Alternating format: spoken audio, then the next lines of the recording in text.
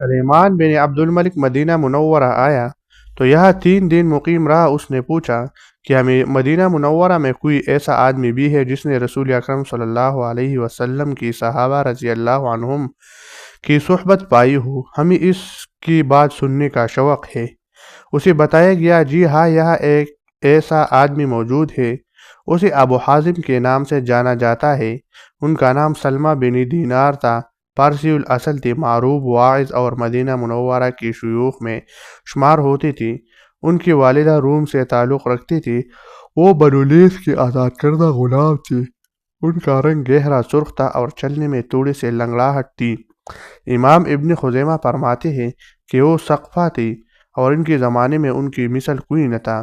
حکمت و دانائی سے بھی انہیں وافر حصہ عطا ہوا تھا۔ عبد الرحمن بن زید بن اسلم کہتے ہیں کہ میں نے حکمت و دانائی میں ابو حازم سے بڑھ کر کسی کو نہیں پایا۔ ان سے بہت سے احادیث مروی ہے۔ وہ مدینہ کی ایک مسجد میں نماز فجر اور عصر کے بعد وعظ کرتے تھے۔ انہوں نے 140 ہجری میں ابو جعفر منصور کی دوری حکومت میں وفات پائی۔ سلیمان بن عبد الملک نے ابو حازم کو بلا بھیجا۔ ابو حازم تشریف لائے تو سلیمان نے پوچھا، ابو حازم یہ کیسی بے نیازی ہے؟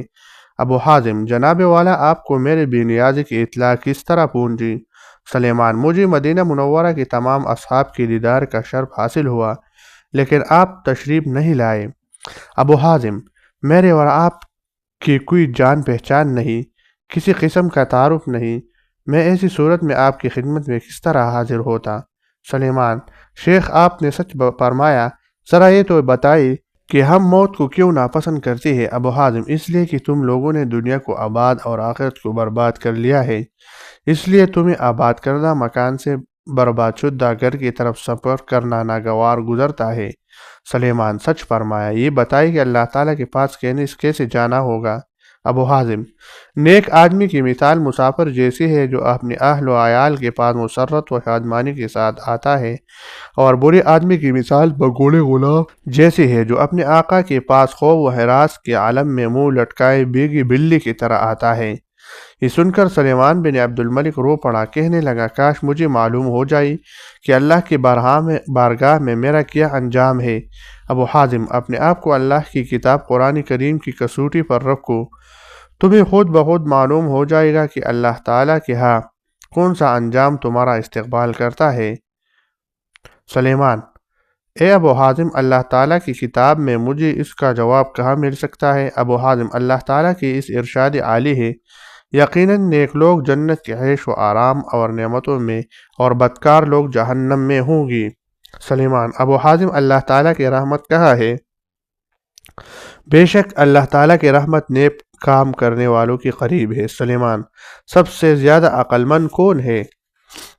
ابو حازم: جس نے حکمت و دانائی سیکھی اور اسے لوگوں کو بھی سکھلایا۔ سلیمان: بیوقوف کون ہے؟ ابو حازم: وہ ظلم و زیادتی کرنے والے کی مدد کے لیے اٹھ کھڑا ہوتا ہے اور دوسری کی دنیا بناتی بناتی اپنی آخرت برباد کر بیٹھتا ہے۔ سلیمان: سب سے زیادہ کن لوگوں کی دعائیں اللہ کے دربار میں سنی جاتی ہے؟ ابو حازم: اللہ کے حضور خشوع و خضوع اختیار کرنے اور اس سے ڈرنے والوں کی۔ سلیمان: سب سے بہتر اور پاکیزہ صدقہ کون سا ہے؟ کم مایہ آدمی کا طاقت کے بقدر کیا گیا صدقہ۔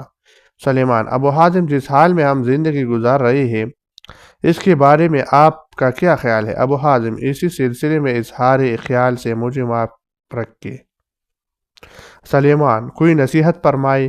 ابو حازم: لوگوں نے خلافت پر قبضہ کر لیا، اسی سلسلہ میں مسلمانوں سے کوئی مشورہ نہیں لیا گیا، نہ اس کے رائے کا اجماع ہوا، چنانچہ ان لوگوں نے دنیا طلبی میں خون کی ندیاں بہائی اور اس دنیا سے رخصت ہو گئی۔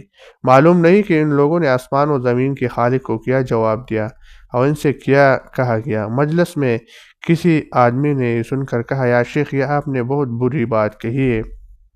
ابو حازم: تم جھوٹے ہو، اللہ تعالیٰ نے علماء سے عہد لے رکھا ہے کہ وہ لوگوں کو حق بات پہنچائیں گی اور سچائی